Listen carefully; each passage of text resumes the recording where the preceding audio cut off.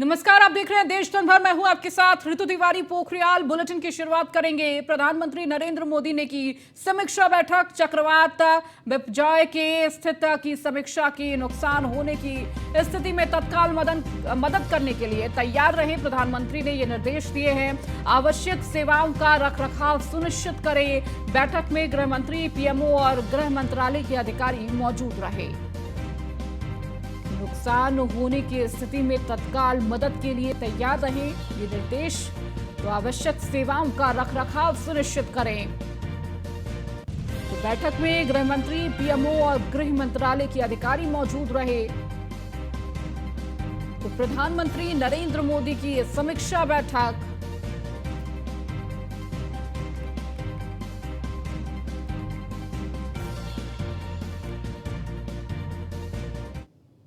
वाराणसी में आयोजित G20 विकास मंत्रियों की बैठक को पीएम मोदी ने वर्चुअली संबोधित किया। बैठक को संबोधित करते हुए पीएम ने कहा कि काशी सदियों से ज्ञान, चर्चा, संस्कृति और अध्यात्म का केंद्र रही है। पीएम मोदी ने कहा कि काशी में भारत की विधिक विरासत का सार है और ये देश के सभी हिस्सों के लोगों के लिए रूपांतरण बिंदु के रूप में काम करता है। प्रधानमंत्री ने कहा कि G20 विकास का एजेंडा काशी तक पहुंचाया गया है, जिसमें उन्हें खुशी है। उन्होंने कहा कि विकास वैश्विक दक्षिण के लिए एक प्रमुख मुद्दा है। पीएम मोदी ने कहा कि वैश्विक दक्षिण के देश वैश्विक कोविड महामारी से उत्पन्न समस्याओं से गंभीर रूप से प्रभावित थे और भू राजनीति तनाव के कारण खाद्य, ईंधन और उर्वरक संकट ने एक और झटका दिया। ऐसी परिस्थितियों में आप जो निर्णय लेते हैं उसका बहुत महत्व होता है।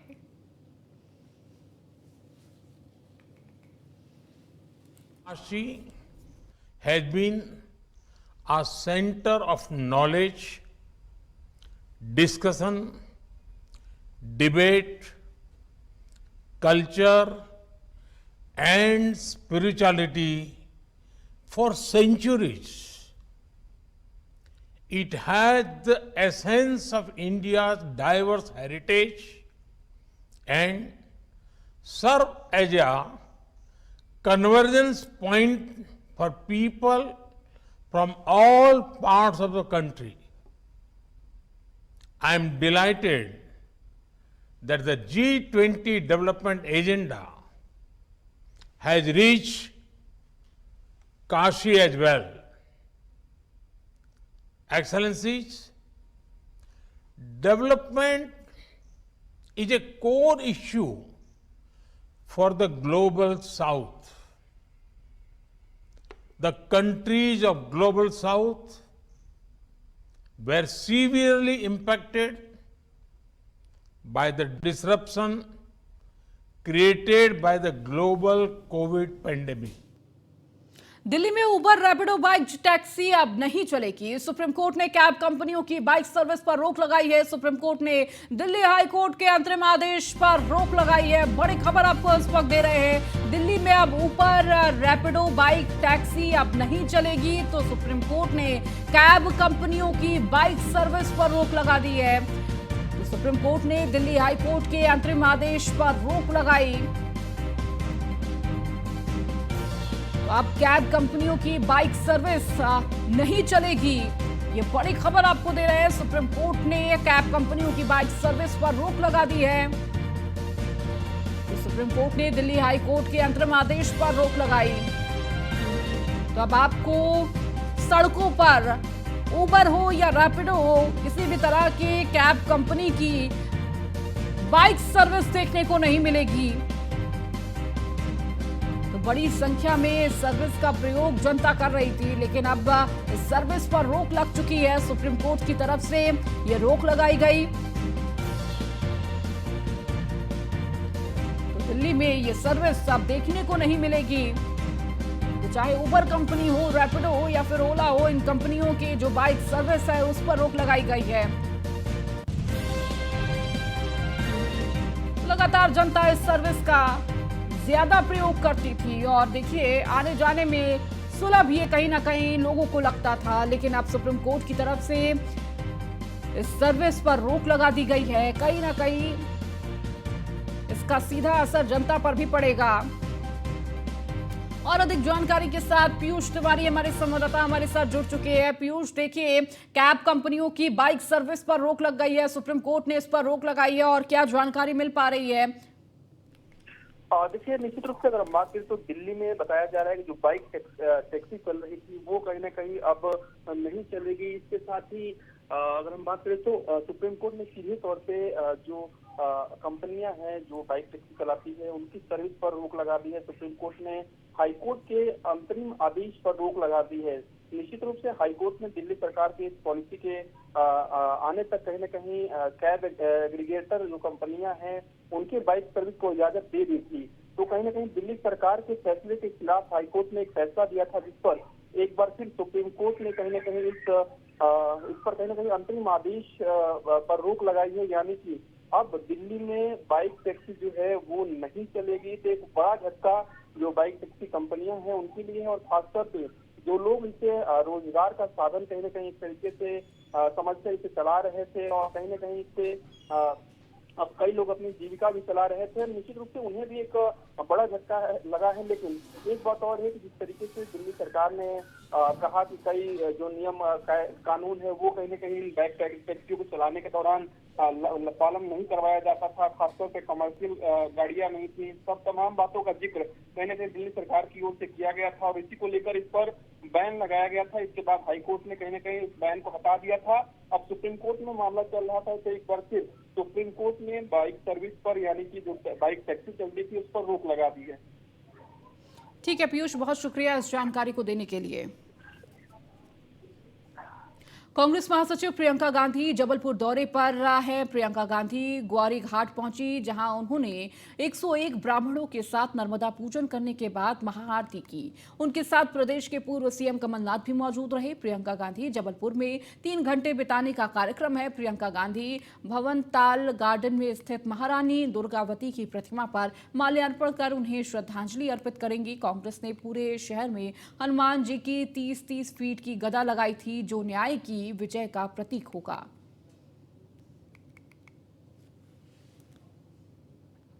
दिल्ली के रैन बसेरे में हिंदू युवकों का धर्मांतरण का खेल, तो शेल्टर होम में धर्मांतरण कराने वाले इंजीनियर कलीम गिरफ्तार। तो कैश और नौकरी का लालच देकर कलीम करता था ब्रेन वॉश। तो कलीम पर जाकिर नाइक के वीडियो दिखाने का आरोप। मल्टीनेशनल कंपनी में नौकरी कर चुका है आरोपी कलीम। तो कंपनी में काम करने के बावजूद रैन बसेरे में रहता था आरोपी। लालच और डरा धमकाकर धर्मांतरण की हो रही थी कोशिश। दिल्ली के रैन बसेरों में किस तरह से हिंदू लोगों का धर्मांतरण कर उन्हें मुसलमान बनाने की साजिश की जा रही है, उसका एक मुकदमा दिल्ली पुलिस ने दर्ज किया है। हैरानी की बात यह है कि केजरीवाल सरकार के मंत्री हिंदू देवी देवताओं का अपमान करते हैं, अब धर्मांतरण पर भी उतर आए हैं।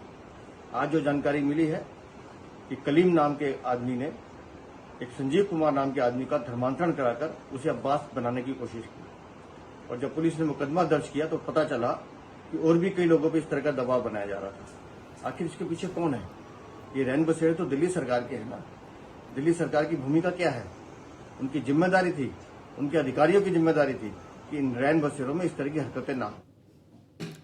तो वहीं न्यूज़ 1 इंडिया संवाददाता ने पीड़ितों से खास बातचीत की है, आइए आपको सुनाते हैं। धर्मांतरण महज एक शब्द नहीं है बल्कि एक अपराध है, और इस अपराध को धड़ल्ले से किया जा रहा है। यूपी की बात करें या अन्य राज्यों की बात करें, अब दिल्ली भी इससे अछूता नहीं है। और खास तौर पे मुख्य दिल्ली की अगर हम बात करें, लगातार दिल्ली के रैन बसेरे अब इन लोगों के निशाने पर हैं जो धर्मांतरण कराने का अपराध करते हैं। और हम उसी एक रैन बसेरे में हैं जहां पे तमाम लोगों के धर्मांतरण कराने की कोशिश की गई, या यूं कहें कि धर्मांतरण कराई गई। विकी शर्मा हमारे साथ हैं, बातचीत करते हैं, केयरटेकर हैं इस रैन बसेरे के, बताएंगे कि किस तरीके से यहाँ पे कोशिश की गई है और कराया भी गया है धर्मांतरण। अगर बातचीत करते हैं, जानकारी लेते हैं। विकी जी, क्या कुछ पूरा मामला है, किस तरीके से, और कौन वो आरोपी है जिसे दिल्ली पुलिस ने हाल ही में गिरफ्तार भी इस पूरे मामले में किया है?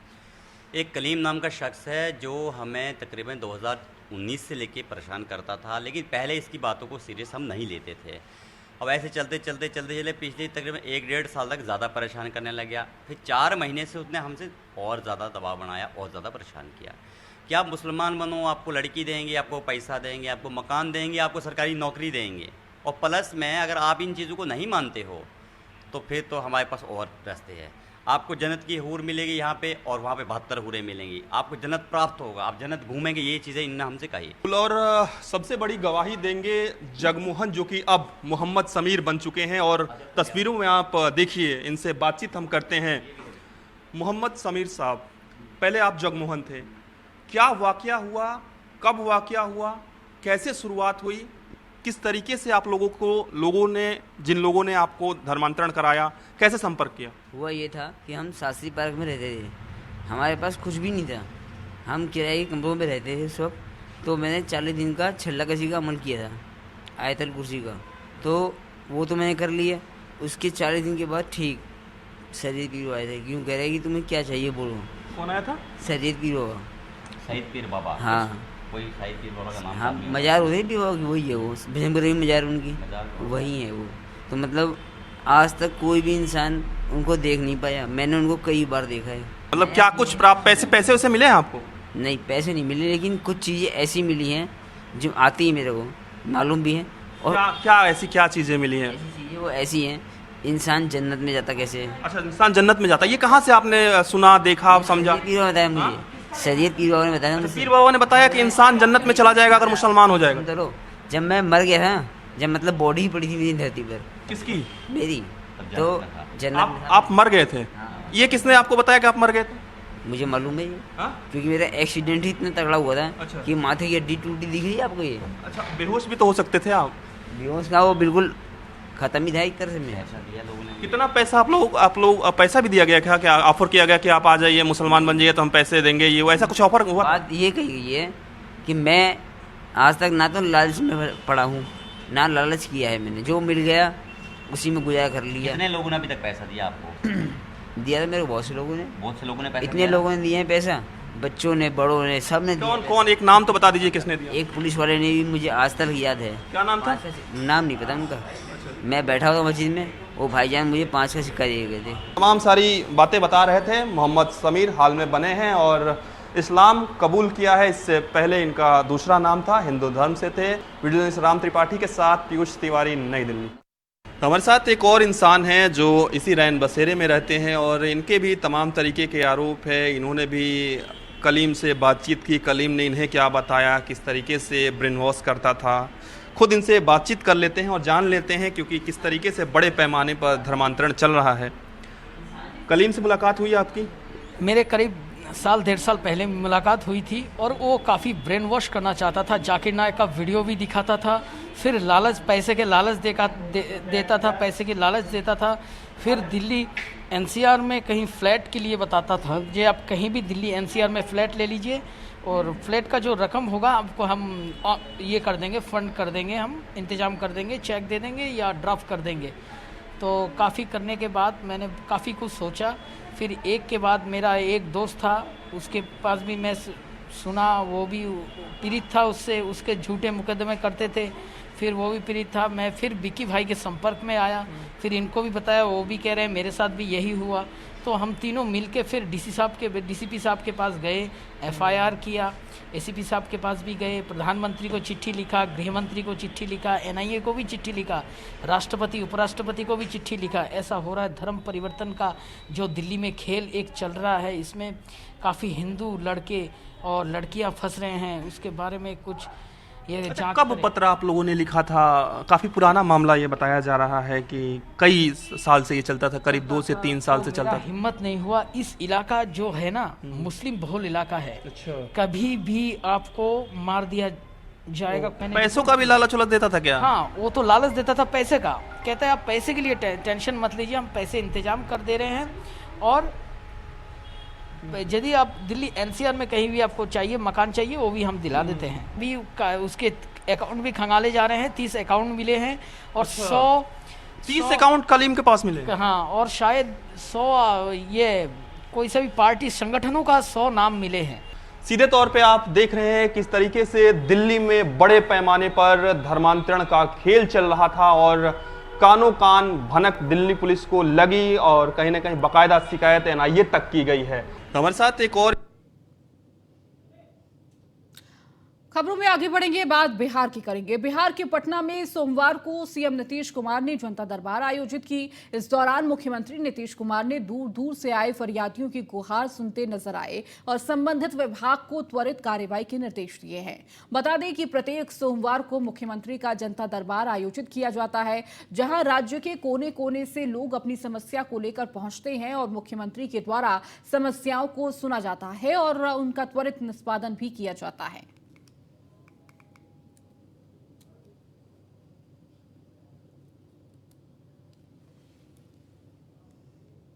बिहार के पूर्व उप मुख्यमंत्री सुशील कुमार मोदी एक दिवसीय दौरे पर मोतिहारी पहुंचे, जहां पीएम नरेंद्र मोदी सरकार के 9 वर्ष पूरे होने पर राष्ट्रव्यापी कार्यक्रम के तहत कचहरी स्थित ऑडिटोरियम में आयोजित व्यापारी सम्मेलन में शामिल हुए। कार्यक्रम में सांसद और पूर्व केंद्रीय कृषि मंत्री राधा मोहन सिंह सुशील मोदी का शॉल और मेमेंटो से स्वागत किया और इस दौरान सम्मेलन को संबोधित करते हुए सुशील मोदी ने मुख्यमंत्री नीतीश कुमार पर तीखा हमला भी किया। सुशील मोदी ने कहा कि अब नीतीश जी आपकी हैसियत मुंशी वाली हो गई है, टेलीफोन करके सूचना दे रहे हैं और टेलीफोन करके सूचना देने वाला समझ रहा है कि वो नेता हो जाएगा, लेकिन आप नेता नहीं हो सकते।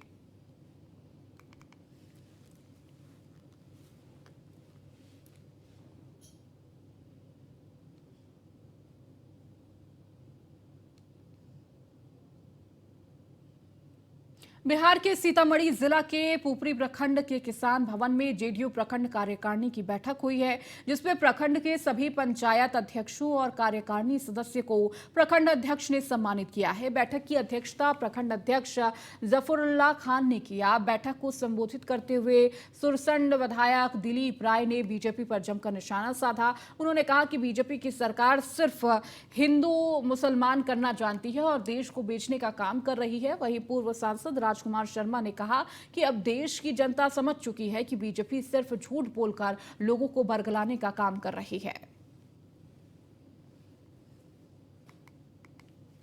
इनकी जो योजना चली है, इनका नामकरण जापान में हो रहा है। पूरा विदेश देख रहा है कि नीतीश कुमार का क्या है, कैसा वो मुख्यमंत्री है, उनका विजन कैसा है।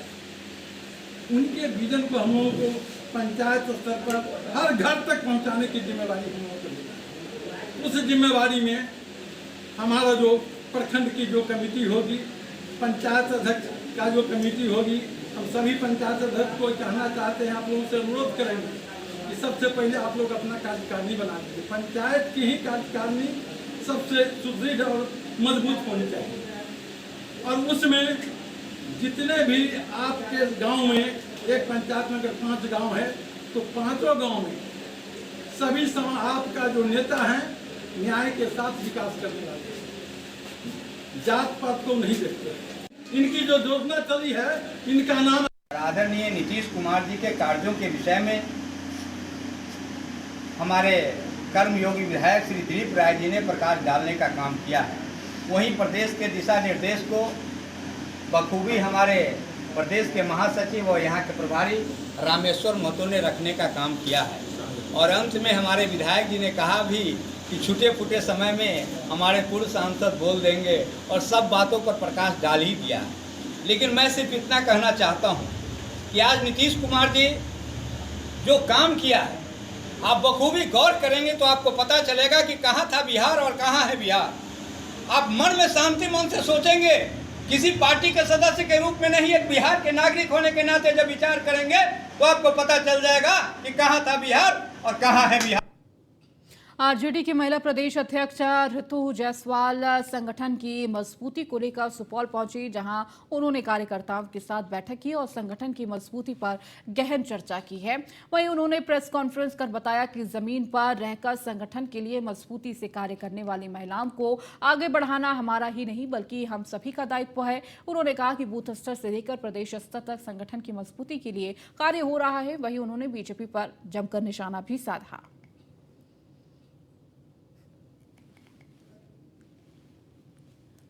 तो आरजेडी की महिला प्रदेश अध्यक्ष ऋतु जायसवाल का सुपौल दौरा देखने को मिला। आरजेडी कार्यकर्ताओं के साथ ऋतु जायसवाल ने बैठक की है और इस दौरान संगठन की मजबूती को लेकर चर्चा की गई। उन्होंने कहा हर महिला का फर्ज है कि संगठन को मजबूत किया जाए। इसके साथ ही बीजेपी पर निशाना भी साधा।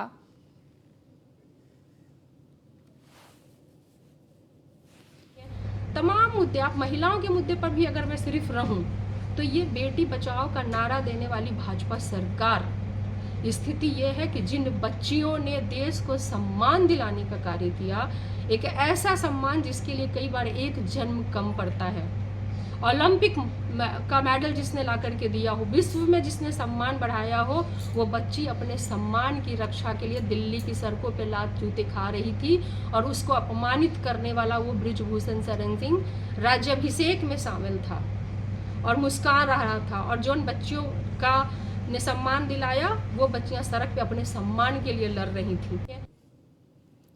बिहार के सुपौल जिले के छातापुर प्रखंड में राजद के राष्ट्रीय अध्यक्ष लालू प्रसाद यादव का 76वां जन्मदिन सामाजिक न्याय और सद्भावना दिवस के रूप में मनाया गया। कार्यकर्ताओं ने लालू यादव के स्वस्थ रहने और लंबी उम्र की कामना की। कार्यक्रम स्थल पर राजद के प्रदेश अति पिछड़ा प्रकोष्ठ के उपाध्यक्ष डॉक्टर विपिन कुमार सिंह ने भोजन की भी व्यवस्था की थी, जहां कार्यकर्ताओं और बस्ती के लोगों को भोज का लुत्फ भी उठाया।